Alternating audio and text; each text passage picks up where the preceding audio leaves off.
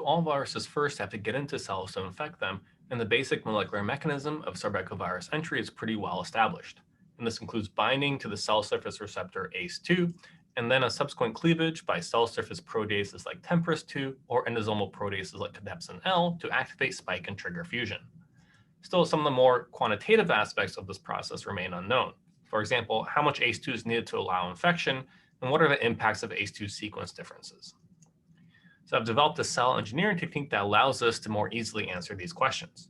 First, I take a cell line of interest like HEC293Ts and lentivirally transduce them with a BXB1 bacteriophage recombinase site preceded by a promoter. Once I've validated a clonal line with this integration, I can then transfect these cells with a recombination competent plasmid to stably express a gene of interest like ACE2. Since every cell in the well will be expressing a single copy of ACE2 from an identical genomic locus, this gives us high precision in protein expression. And this is clear when I express GFP and run the cells through flow cytometry. There's a clear peak of uniformly fluorescent cells within the landing pad, which is much wider when expressing GFP through transient transfection or random lentiviral transduction. Thus, we use the landing pad cells to express wild-type human ACE2 or an ectodomain-deleted ACE2 negative control. And Western blotting showed tons of protein expression, perhaps 4 or 5 times greater than in Viro E6 cells, which is a cell line commonly used to grow the virus in BSL-3. Next, to start testing the impacts of sequence differences, we created 2 additional constructs encoding charge-altering substitutions of ACE2 residues at the spike interface, already known to inhibit binding with SARS-CoV spike.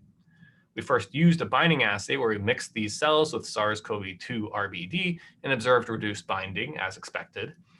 And we did not see much of an effect when we mixed the same cells with pseudotyped lentiviral particles coated with SARS-CoV or SARS-CoV-2 spike. So we suspected that this difference could be due to avidity effects provided by high ACE2 expression, so we reduced ACE2 protein translation by mutating the Kozak sequence, now resulting in approximately 4-fold less ACE2 protein than in Viro cells. When we tested those interface variants again, we now saw a clear difference in the ability of these ACE2 variants to support pseudovirus entry.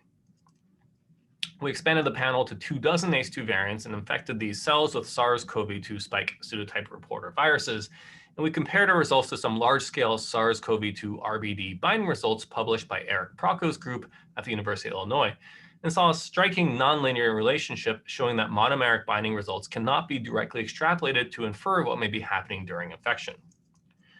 Also, Anna Bruchet, another virologist here at Case, tested how susceptible these cells were to SARS-CoV-2 replication in BSL-3, and she observed a similar nonlinear relationship when compared with monomeric binding, but a strong correlation with SARS-CoV-2 spike pseudotyped virus infection. We also compared how well SARS-CoV and SARS-CoV-2 pseudotype viruses infected our ACE2 variant panel. And some variants like D355N and R357T abrogated infection by both, while others like E37K and Y41A only inhibited infection by SARS-CoV spike. The D355N and E37K variants are actually found in people, though both alleles are only rarely seen in the world population. This panel can also be used to better understand how different variants of SARS-CoV-2 may be evolving. For example, the D614G spike variant occurs distal to the binding site and had little effect on how the virus bound the ACE2 surface.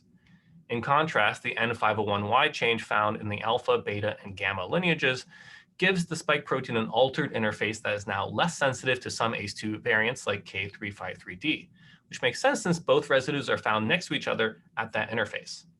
Thus, this panel of ACE2 variants can be used to fingerprint and functionally distinguish different SARS-CoV-2 spike variants from each other as they evolve.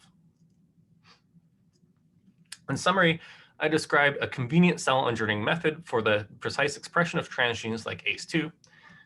Having a good control of expression allows us to compare how ACE2 expression level corresponded with assay outputs, including SARS-CoV-2 in vitro replication. It also made it a lot easier to test panels of ACE2 variants, which we used to functionally compare the ACE2 residues used by different sarbecoviruses. And the study was published 4 days ago in PLOS Pathogens, so you can find more information there.